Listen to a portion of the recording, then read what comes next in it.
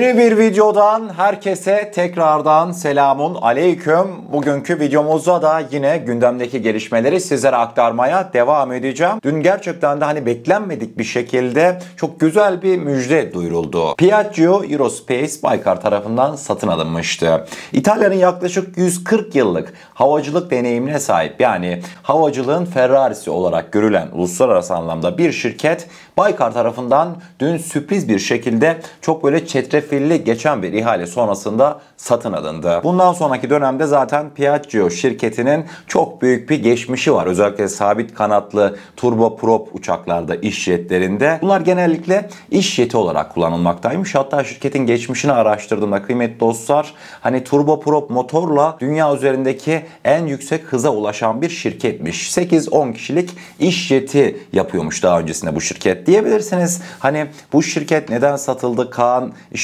Baykar'a niye böyle bir teknoloji hediye etmek istesin İtalyanlar? Şimdi burada farklı cevaplar karşımıza çıkacak. İlk olarak şirketin mali olarak dara düşme dönemi 2016 yılları. 2016 yıllarında iş jetlerine yönelik, iş uçaklarına yönelik, VIP uçaklara yönelik talebin azalmasıyla birlikte şirket daralmaya gitmiş ve ondan sonra zaten bugüne kadar sürekli böyle mali sıkıntılar şirkette boy göstermiş. Yani şirkette maddi durumlar pek iyi değilmiş eski yönetimdeyken. Devamında tabii özellikle de İtalyanlar bu şirketi Çinlilere veyahut da Ruslara hiçbir şekilde hediye edemezdi. Bu zaten hiçbir şekilde resmi makamlarca, İtalyan makamlarca kabul edilemezdi.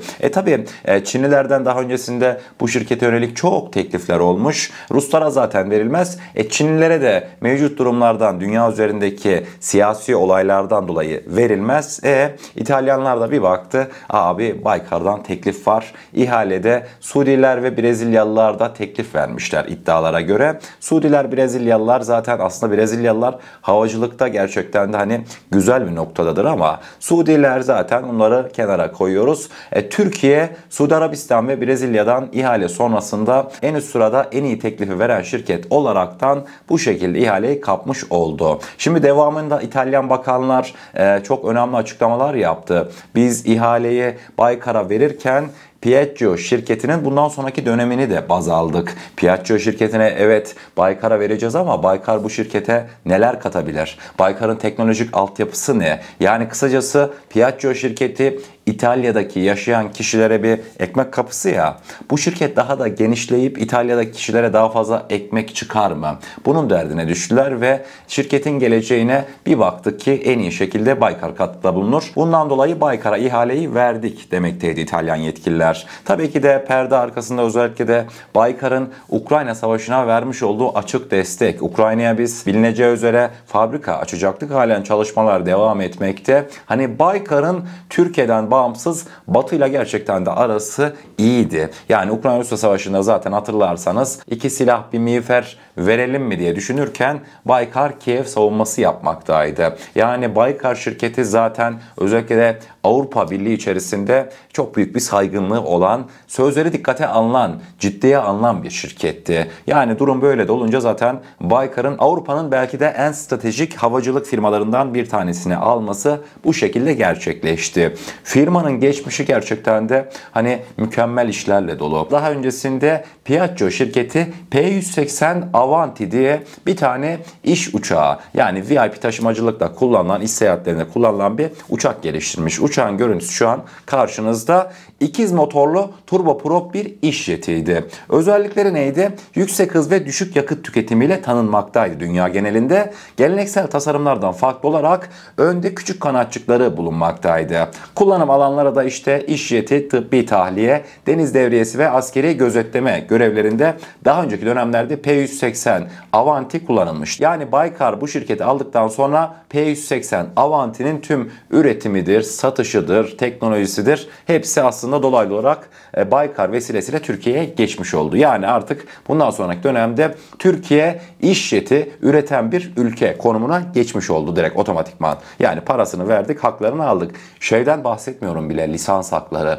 140 yıllık bir firmadan bahsediyoruz. Bu adamların ne kadar lisans hakkı vardır havacılıkta. Şimdi havacılıkta bir şey yapmaya çalışıyorsunuz.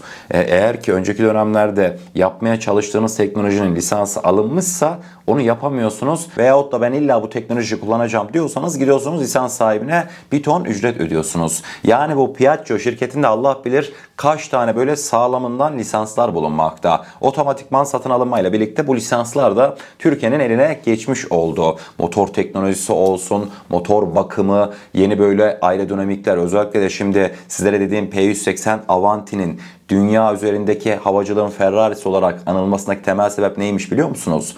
Uçakta bir aerodinami varmış kıymetli dostlar. Dünya üzerinde eşi benzeri yok. Bu uçak böylesine motorlarla, 2 tane turboprop motorla en yüksek menzile ulaşan, en yüksek sürate ulaşan gerçekten dünyanın havacılığının Ferrari'siymiş. Ayrıca belirtmek isterim ki Piaggio şirketi sadece P180 Avanti'yi yapmamış önceki dönemlerde. P180 Avanti şirketin dünyada duyurulmasını sağlayan iş jeti.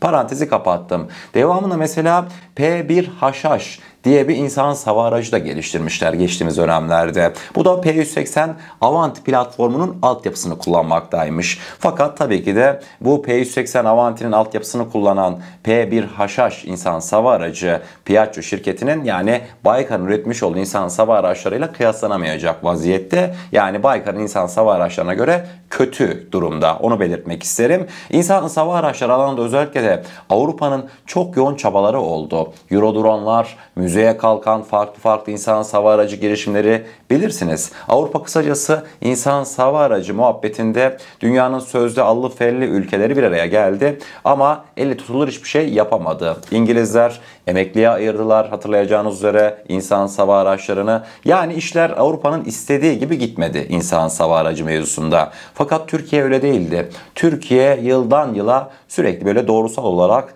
öylesine artış gerçekleştirdi ki insansız hava aracı pazarındaki konumunda. Yani bundan dolayı zaten bu Piaggio şirketinin Avrupalılar tarafından Türkiye'ye satılmasındaki en önemli etkilerden bir tanesi, Türkiye dünyadaki SİHA pazarının %65'ine sahip. Avrupalılar aslında bu Piaggio şirketini Türkiye'ye vererek aslında önümüzdeki dönemlerde Türkiye ile insansız hava araçları konusunda işbirliği yapabilirizin de mesajını bu şekilde vermişti. Şunu da belirteyim. İtalyanlar önümüzdeki dönemlerde Baykar'ın veyahut da Türk savunma sanayi firmalarının kapısını çalıp insansız hava araçları alabilir. İngilizler de yine özellikle de Bayraktar TB2, TB3'e karşın çok yoğun ilgisinin olduğunu söylemek mümkün. Kısacası Piaggio şirketinin Baykar'ın muhafaza alanına girmesiyle birlikte Türk insansız hava araçları Avrupa'da artık daha etkin söz sahibi olacak. Onu bir kere sizlerle paylaşmak isterim. Hemen devamında. Tabi Baykar bu şirketi aldı. Evet, herkes sevindi, mutlu oldu. Ama kıymetli dostlar, Baykar bu şirketi neden aldı? Sizler için güzel analizler hazırladım bugün.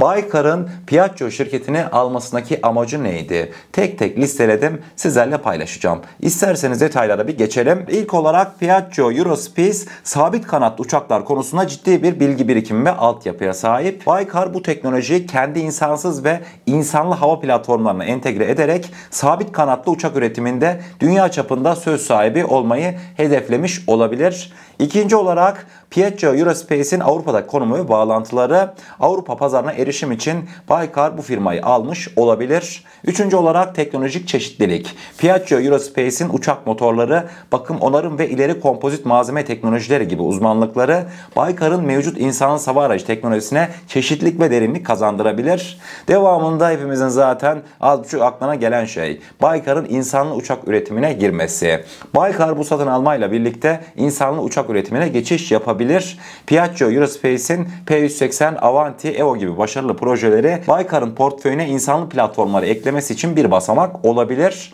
Hemen devamında hibrit ve elektrikli uçaklar. Piaggio'nun söz sahibi olduğu motor teknolojisi Baykar'ın hibrit veya elektrikli hava araçlarını geliştirme çalışmalarını hızlandırabilir.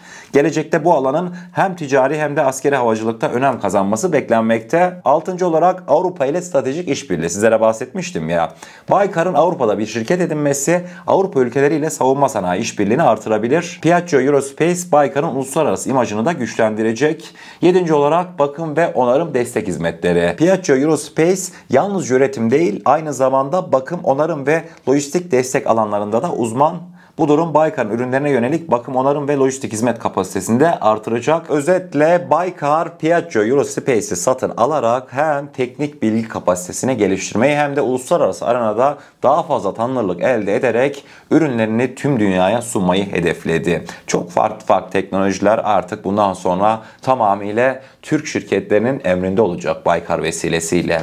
Türkiye bir satın almayla, bir ihale kazanmayla, mesela şunu diyebilirim: Baykar bundan sonraki dönemde artık insansız hava araçlarında Ukrayna motoru yerine bizzat Piaggio'dan elde etmiş olduğu bilgi birikimiyle, know-how transferiyle kendi insansız hava araçlarında kendi insansız hava araçları motorunu üretecek. Geçmiş dönemlerde de hani denilmekteydi, Baykar insansız hava aracı motoru üretmek için yatırım yapacak. Yaklaşık bayağı rakamlar telaffuz edilmekteydi, milyar dolarlarca. Demek ki kimsenin aklına gelmedi ama yanlış değilsem kıymetli dostlar, demek ki Baykar'ın motor konusundaki yatırımı, hatırladınız değil mi o haberleri? Mevzu demek ki buymuş. Ama yani özellikle de ben Baykar'ın basın ekibini tebrik etmek istiyorum. Hiçbir şekilde dışarıya iz verip sır vermemişler. Ben anlayamadım. Hiçbir şekilde medyaya, kamuoyuna yansımadı. Bir yandan Anadolu Ajansı gelişmeyi verilen büyük ihtimalle talimatlarla duyurdu. Daha sonrasında herkes saat öğlen 2 gibi dün bu olayları öğrenmiş oldu. Ama kıymetli dostlar, özellikle de Baykar'ın Piaggio Eurospace almasıyla birlikte benim kafamda farklı alanlarda da şimşekler çakmaya başladı. Neydi o? Mesela onlardan bir tanesi, hatırlayacağınız üzere bizim bir hedefimiz vardı. Neydi? Biz milli yolcu uçağımızı geliştirmek istiyorduk değil mi? Şu ana kadar bu projelerde TUSAŞ vesilesiyle bir ara gündeme geldi gitti ama mevcut durumlardan ötürü her işimizi, her odak noktamızı Kaan'a verdiğimizden dolayı milli yolcu uçağı projesi birazcık rafa kalkmıştı. Bundan sonraki dönemde Piaggio şirketinin geçmiş birikimleriyle birlikte bu konu tekrardan gündeme gelebilir. Önümüzdeki dönemlerde Baykar ve TUSAŞ arasındaki işbirliğiyle birlikte Türkiye milli yolcu uçağını da kendisi yapabilir vaziyete erişecektir. Benim tahminlerim bu şekilde. Hemen devamında milli muharip uçak Kaan'a destek. Milli muharip uçağımız Kaan'ın özellikle seri üretime geçtiği dönemlerde veyahut da geliştirme dönemlerinde Piaggio şirketinin bilgi birikimi, 140 yıllık bir havacılık şirketinden bahsetmekteyiz. İlla ki Baykar vesilesiyle TUSAŞ'a da aktarılacaktır. İşte gördünüz değil mi kıymetli dostlar? Özel şirket gidiyor İtalya'dan havacılık alanındaki en stratejik bir firmayı satın alıyor. İtalya hükümetinin tabi buna destek vermesi de ayrıca bir teşekkür vesilesi. Meloni'nin neden Cumhurbaşkanımıza sürekli gülüp durduğunu bu şekilde anlamış olduk. Şimdi özellikle şunu diyebilirsiniz.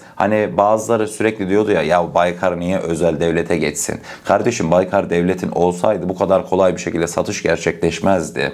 Adamlar Türkiye'nin dış politikasından ayrı bir şekilde farklı bir dış politika uyguluyor. Baykar mesela açık bir şekilde bunu, gelişmeleri takip eden herkes bilecektir ki Batı ile arası iyi olan bir şirket. Niye? Ukrayna-Rusya savaşı vesilesiyle. Kaç tane savunma sanayi firmasının CEO'su veyahut da yönetim kurulu başkanı var ki bizzat Ukrayna Devlet Başkanı Zelenski tarafından nişan verilsin? Yok. Tabii ki de Baykar'ın da özellikle de Avrupa'nın üzerindeki etkisi göz önüne alındığında bu ticarette bu devir teslim de bu şekilde gerçekleşmiş oldu. Eminim ki Türkiye devlet firmalarıyla İtalya'daki o Piaggio'yu almak isteseydi farklı yerlerden itirazlar yükselebilirdi. Ama özel bir girişim olunca bu şekilde dolaylı yoldan aslında Türkiye'de şirketi almış oluyor. Bundan sonraki dönemde sizlere aktaracağım haberleri ben artık hayal bile edemiyorum. Çünkü bambaşka bir boyuta geçmiş olduk. Dedim ya, Piaggio Eurospace havacılığın Ferrari'si olarak geçiyor diye. Bu olayı daha iyi anlayabilmek için sizlere şunu diyeyim. Sanki TOG gitmiş Ferrari'yi satın almış gibi düşünebilirsiniz. Böyle bir mantık yürütebilirsiniz ki Baykar'ın bu şirket alımındaki başarısını daha iyi anlayın. Aklıma da bu mevzular döndükten sonra şu geldi. Hatırlar mısınız? TOG nerede üretiliyor diyen bir kesim vardı. Onlara sorduğumuzda TOG Türkiye'de değil, Bursa'da değil, Gemlik'te, İtalya'da üretiliyor diyordu. Selçuk Bayraktar ne büyük adam ki kıymetli dostlar. Sırf İtalya'da üretiliyor dedikleri için İtalya'dan gitti, en baba şirketlerden bir tanesini aldı. Bundan sonra İtalya'da üretiliyor diyenler büyük ihtimalle başka bir ülke diyecekler. Çünkü İtalya'da üretilen en kritik teknolojiler de bundan sonraki dönemde Türkiye tarafından üretilecek. Bu da dikkatimi çeken önemli gelişmelerden bir tanesiydi. Bugün bu mevzuyu özellikle şöyle elimden geldiğince derinlemesine ele almak istedim ve sizlere bu videoyu hazırladım. Eğer videomuzu gerçekten beğenmişseniz aşağıda bulunan beğen butonuna basarak bizlere destek olabilirsiniz. Kanalımıza da ilk defa gelmekteyseniz abone de olursanız olursanız çok mutlu oluruz. O zaman ne diyelim? Kendinize çok iyi bakın. Allah'a emanet olun. Her şey istediğiniz gibi olsun. Sağlıcakla.